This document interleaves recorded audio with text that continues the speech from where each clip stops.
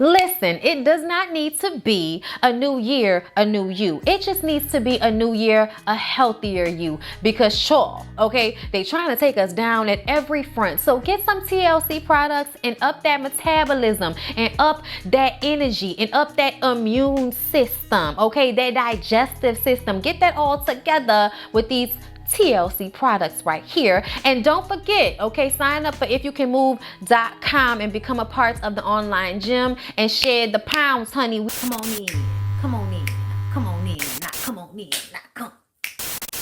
Sorry, y'all know I'm weird, whatever. Hey everybody, what's up? It's your girl Bondi Blue. So let's go ahead.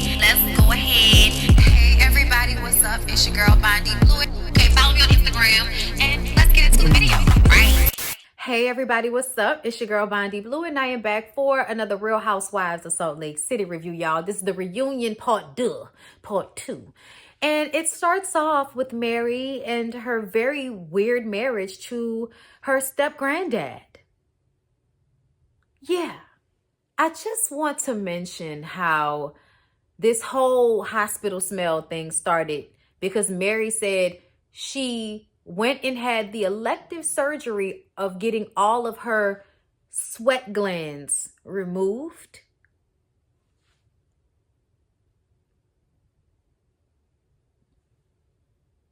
I thought that when your body heats up on the inside, sweat is a way to like help that, to like regulate your body's temperature. That's what sweat is.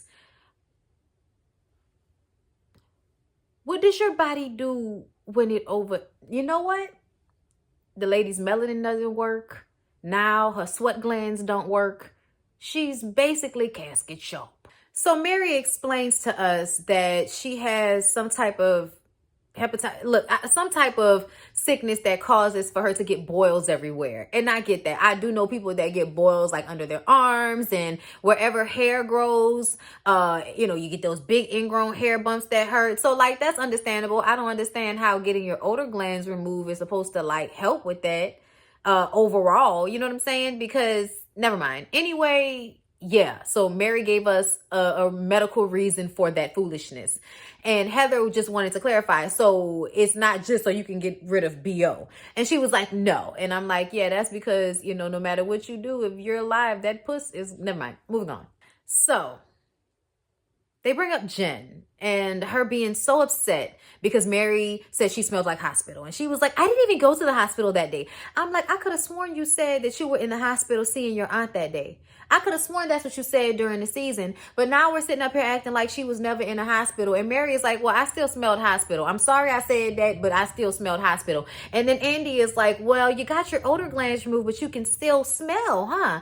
And she's like, Andy, that's a dig. And he was like, it's not a dig. I'm like, bitch, it's a dig.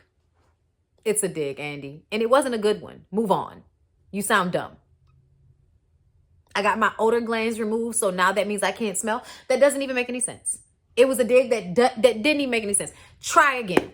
Child, I'm living for Mary in this first part because Jen is sitting up here trying to pretend like Mary never apologized. And Mary is like, I did apologize on television. And they showed it. We know she apologized to you, Jen. You just want to play the victim. And then Mary brings up how you never apologize for anything you do. So I don't even understand why we having this conversation. They got buku calls for us to get through. Can we move on? Child, I'm enjoying Mary on this first part. Y'all told me it's not going to last. But for right now, she's a key. Okay. So we get on this whole comment about Mary not, liking to see people outside of a 7-Eleven. So Jen said black guys. And on the show, it was understood that that's what Mary meant. But Mary says, I meant more so sketchy people. But a lot of the times, I'm sure those sketchy people are black. And that conversation transitions into Mary saying, I was just saying I don't like darker guys. I don't like black men. What she's saying is she prefers lighter complected men. Here's the thing. Couple of things. First thing, black people cannot be racist. I want everybody to understand black people can have internalized hate issues. They can have prejudices, but they cannot systematically oppress anybody because they are the systematically oppressed. You can play a part in it, but as a black person, you do not have the whiteness afforded to you in order to be exempt from the overall oppression that happens to Black people and people Black adjacent.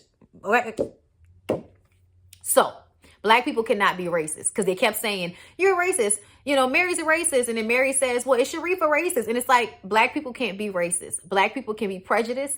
And because of the system of racism, Black people have a lot of issues with trying to create separation between themselves and what they perceive as the Black people that white people don't like. So when Mary says that she doesn't like darker men or she doesn't like Black men, it's really that she wants a lighter complected man as close to white as she can get, which doesn't surprise any of us because we all know that Mary is bleaching her skin. Everybody knows that Mary is bleaching her skin. So to me, if you're bleaching your skin, that means that you don't like being a darker or warmer complected Black woman. You want to look like a dead Black lady in a casket. Because I don't care what y'all do, y'all will never look like white people just because y'all bleach y'all skin. Y'all just look like ashy complected Black people that have been bleaching their skin. It doesn't make you look white. And I don't even know if it makes people view you as better or prettier. I think that's just an advertisement to sell you that something needs to change about who you are as a Black person because of what? The system of racism. You've never seen. I'm just saying it doesn't affect white people in the same way. It doesn't affect, it doesn't affect people with light skin in the same way. Everything is to be lighter. And yes, white people like the tan, but they're still white. And them being tan does not affect their position in the world. You know what I'm saying? A Black person being lighter does affect their position in the world sometimes. Not all the time, but sometimes. Either way, this conversation is so ignorant, and I would really prefer for them not to have it on this show because Jen throws out all of these things that Black people say as a way to protect herself and to deflect from the fact that she's an asshole. But, you're also somebody that obviously skin bleached or want to create some separation between the people that you come from and yourself. You're trying to create separation as well. You and Mary are the same type of people. So screaming back and forth to each other about who's racist is just dumb. Dumb. So dumb. For one, neither one of you can be racist. For two, both of y'all are self-hating, either Black or indigenous or, people of color. Y'all are self-hating people of color. And that's just across the board, Jen and Mary. So I don't know what this conversation is about any longer, but I'm uncomfortable that y'all are having it in front of all these white people. I'm uncomfortable. And then because she's smarter than the average fifth grader, Mary then says that all Black people are beautiful, all shades of Black people are beautiful. She loves all Black men. You don't really feel like that. You just know it's in your best interest to say that. I'm not stupid. But you are. So Andy basically makes Jen apologize for calling Mary a grandfather effer. And Mary is just like, and I can say that it's not sincere. The same way that Jen said that Mary's apology for saying she smelled like hospital wasn't sincere. Honestly, Heather whispers to Whitney, she's not letting up. And I'm just kind of like, yeah, I'm enjoying it. Because when you really think about it, Jen has not let up all season. She has had a Louboutin on all you hoes' necks all season. And if we get to this reunion and Mary, as problematic as she is, doesn't want to let up, I am going to sit back and allow. I am. And enjoy. Don't let up. I don't care. So we finally get to the bottom of whether Lisa and Meredith actually said to Mary that they were scared of Jen. No, she admits that they never told her that, but we all kind of knew that they probably didn't tell her that because if they had, they would have shown it on the show. But we also recognize that it doesn't matter how many times Lisa screams it. Lisa, you seem to now be the most afraid of Jen. I mean, she has you in check to the point that at this reunion, you're constantly capping for her. The entire time, really. This is the most quiet we've seen Lisa the entire reunion show. I think she had to go backstage and collect herself, and somebody must have said, hey, stop defending Jen so much. Stop it. Because that's what she was doing the first half of the reunion. So now I'm just kind of looking at the situation like I felt the entire season. Yeah, okay, we know now, but that doesn't change anything. Y'all hoes still scary. Okay, so now 2 seconds after I say it, Heather puts it out there on the table because Lisa's like, why are you guys so ready to run back to Jen and tell her that I'm scared of her? And Heather is like, because you are, babe.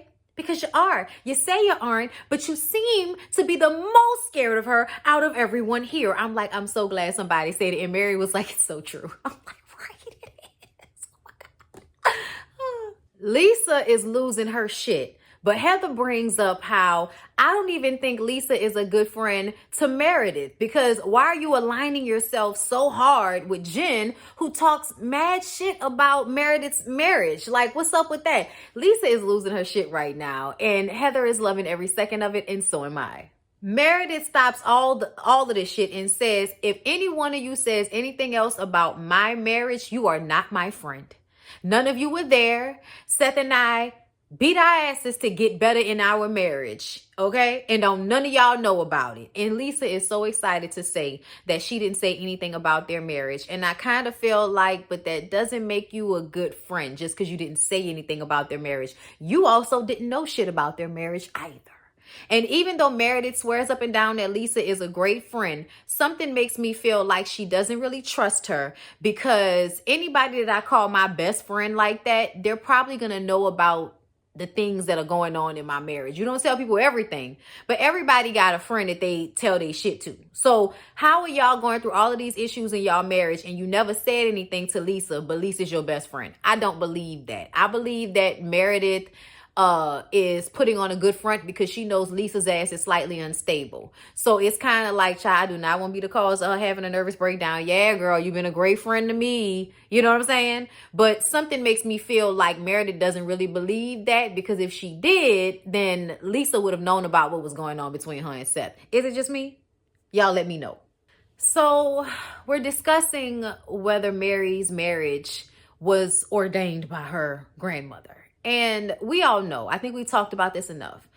There's no way you can put that in a will. It's not written down anywhere. But Mary swears up and down that that's what her grandmother wanted.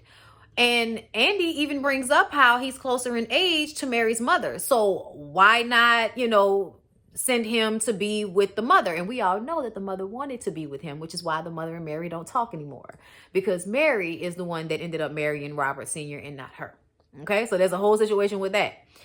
But she starts to cry about her marriage and bring up how every Chanel bag he's bought her, every expensive thing he's bought her, but they don't sleep in the same bed. They haven't had sex in years. They've been married for 22 years. He's 18 years her senior, and marriages can be hard and horrible, but hers is wonderful. And she's happy. She's crying, but she's happy. And that's all anybody needs to worry about.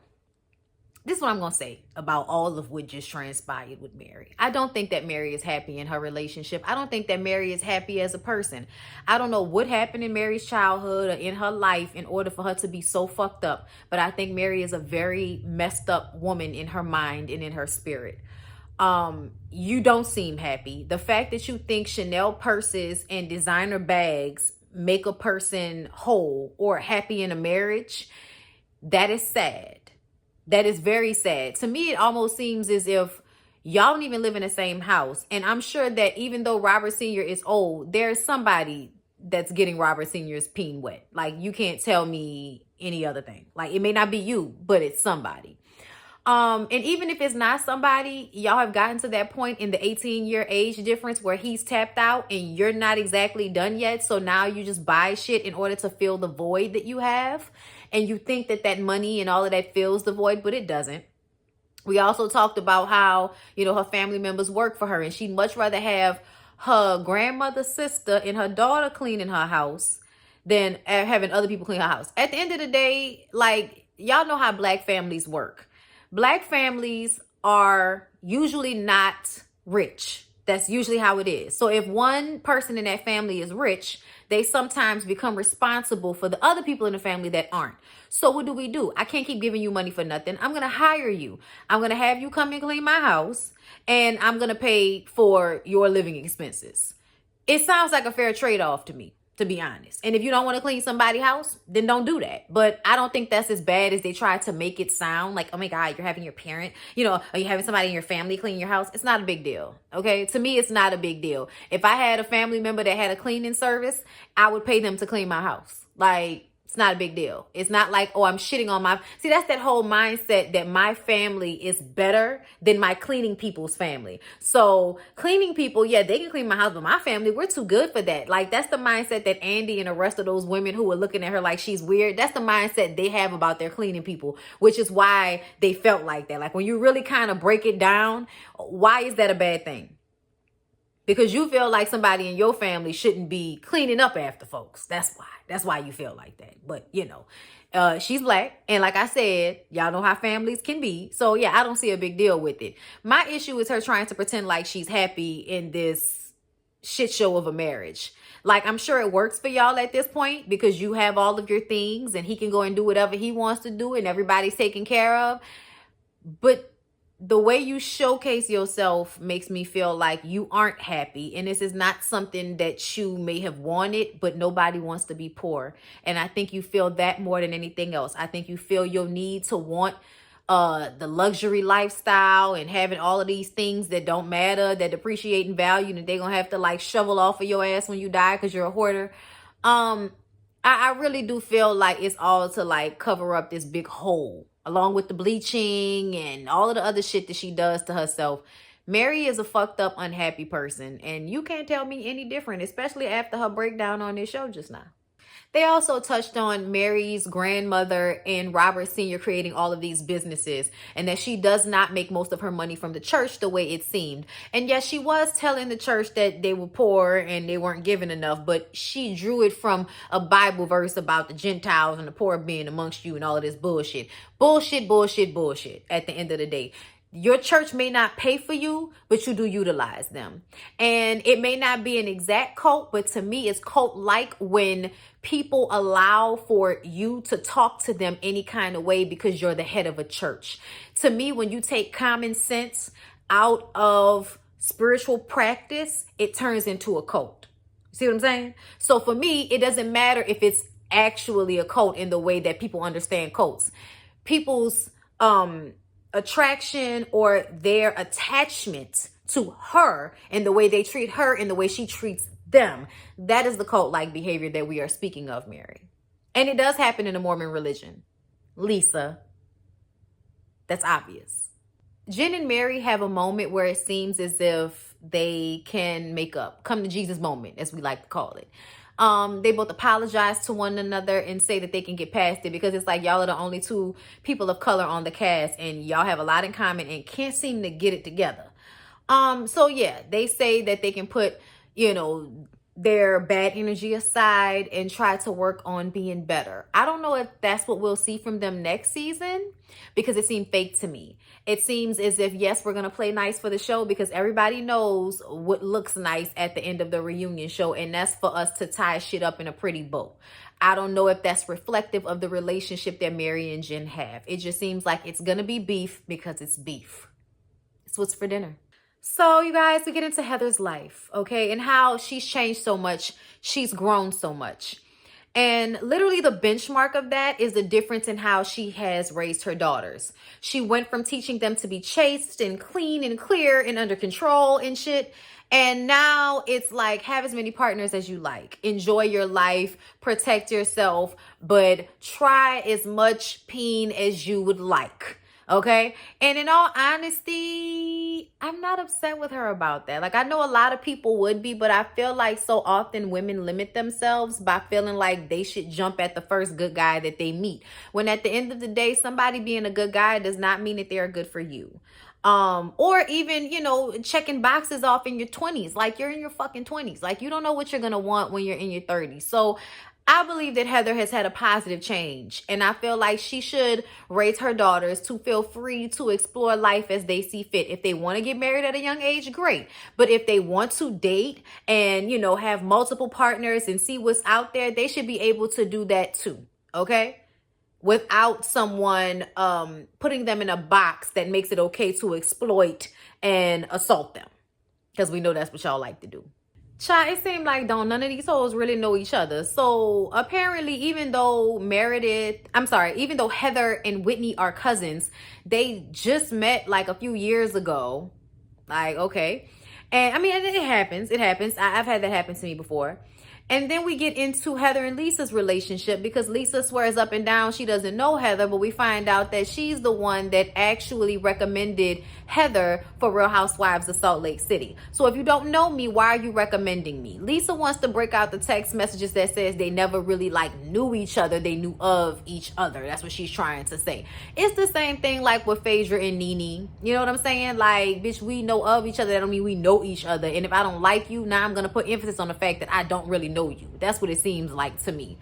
But either way, I'm not really feeling Lisa, and she can say Heather has a big head all she wants to, but Heather is still way more likable than you, and that's just what it is. So they discuss how Heather felt jealous of Jen's relationships with Lisa and Meredith, because she felt like, you know, basically they're the glam twins, they're better than her, and now Jen is trying to trade her in for the better, newer models or whatever. And Jen says that's not true. That's not how she really felt. Obviously, you know, insecurity of Heather's that she is more than willing to admit, which is one of the things that is likable about Heather. She's very honest, and I have to accept that and like that about her.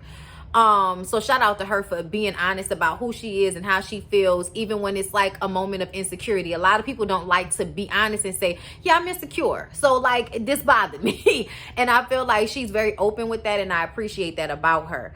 They also get into how Lisa has been manipulating Jen on social media in order to cause rifts in Jen's relationships with the other ladies. I don't know if I believe that, because I feel like Jen causes rifts in her relationships all on her own. I don't know if she needs Lisa's help. And when Lisa was like, I'm too busy for that, I was like, well, I definitely could feel like that. Like, Lisa has way too much going on, you know, with her money-making schemes and all of that type of shit in order to be on social media. But then again, Lisa is the type of person that will pretend to be too busy and still be doing shit like that. It's called multitasking. So the girls are taking the break, and while everybody is kind of getting up, Heather and Lisa are continuing this argument about how, you know, Lisa is basically just trying to trade up, and so she will put her friendship with Meredith on the back burner for Jen, because I guess she felt like Jen was popping. So let me, you know, make sure that my friendship with Jen is really good, because Jen is going to be probably the star of the show. I do kind of see that. I'm not even gonna lie. I wasn't thinking about it until Heather said it. But when Heather said it, I was like, yeah, Lisa, I mean, you are about your brand and your money. And I think aligning yourself with the biggest personality or whoever you think will be the breakout star on the show is in your best interest at all times, especially for all of the businesses and all the things that you promote. So at the end of the day, I could definitely see that for sure. Not saying that that's what's happening, because I'm not sure, but I definitely could see how Heather could break it down like that from her vantage point for sure. Because Lisa's very, very, you know, manipulative. I see that about her, period. So Lisa is like, we've already talked about this. Either we're moving forward or we're not. And Heather's like, well, I don't know if I want to move forward, period. And then she starts to comment on Lisa's friendship with Meredith and how she feels like, you know, Lisa didn't really show up for Meredith. And I do kind of understand what she means, but it's like, Heather, why do you even care? Like, Heather, why are you going back and forth with Lisa about her friendship with Meredith? Do you even fuck with Meredith to that extent? I don't think so. So a part of this does seem like you're trying to draw a wedge between Lisa and Meredith. And she's like, you know, I don't need to do that, because that's what Lisa said. She's like, you trying to draw a wedge between me and Meredith. Why you commenting on our friendship? That shit ain't got nothing to do with you. And she's like, I'm not trying to draw a wedge, but I'm just saying that you didn't show up for her in the way that I would want somebody to show up for me if they claim to be my friend like that. And I understand that too, Heather. I totally do. Because I'm just saying, like, the way she runs behind Jen and the way she did it this whole season, and then she gets up here and acts as if she's not scared of her, I just kind of feel like, okay, so if you're not scared of her, you're kissing her ass for a reason. And I think that's what Heather is trying to say. If you're not scared of her, then you are, you know, up her ass because you think that's in your best interest. So Lisa gets up, walks to the other side of the stage, and is talking to Meredith like, why is our friendship up for discussion? And then she kind of flips out on Heather and Whitney, kind of draws Whitney in it. And Whitney's just standing there with her hands in her pocket in her beautiful dress, just listening to the conversation. And Heather is like, you know, you on one. I'm just saying how I feel about the situation, and you're over here doing the most. And Lisa was like on some nervous energy and doing all, you know, why are you always da da da da? And I'm just like, Lisa, calm down. And I'm not even gonna lie, I don't know what Lisa has done, but the way Lisa is moving, it makes me feel like you've done something that we don't know about, that Meredith would not be happy with. I don't know why, but that's the feeling I'm getting. Lisa is talking to Meredith saying that there's nothing she can do, you know, no matter what. It's like everything she says is a problem. I can say all these nice things about her. And Meredith was like, I didn't hear the nice things. But to me, it sounds like when you say something to her, she takes it the wrong way. And then when she says something to you, you take it the wrong way. Meredith is actually being like really even keel in this shit. And I appreciate that. Like, I appreciate her saying that, because there were moments where I felt like, oh, she just gonna continue to not tell the truth because she's friends with Lisa. But in that moment, she kept it funky, and I appreciate that, Meredith. I also love her hair. So now that Lisa can't talk her way out of being perceived a certain way, and Heather has shut her down, Heather was like, okay, then we don't need to talk. Boom, brick wall, get out of my face, go sit down. We ain't got to keep talking. Like, it is what it is, bitch. You sit up here talking about you don't like negativity and you align yourself with Jen Shaw, which is the damn nexus of negative energy, bitch. I don't want to talk to you no more. Boop, be gone, okay? And then Lisa's like, this is what I'm talking about, always trying with you, and this is what you do. It's like, well, I thought you didn't know me, bitch. I thought you didn't know me. Now you saying you know me? I don't know you. I can't take this. Where's John? Someone get John. Lisa, girl, go pop a Xanax and calm your ass down. Like, you literally dismiss everybody's feelings the entire reunion, and when they've had it up to ear and they say fuck you and your feelings, now you want to cry and play the victim. Child, get Lisa Barlow out my face. Get her out of my face. So Lisa is backstage having a nervous breakdown because, you know, everybody's trying to make her out to look like the bad guy, and she just can't throw Jen away. Whatever, child. I don't even care. It doesn't seem as if she's going to come back to the reunion show. Like, I don't know. We're looking at the preview and I don't see her. But I also don't care. Like, if she wasn't there, I feel like we can go on for the rest of the reunion just fine.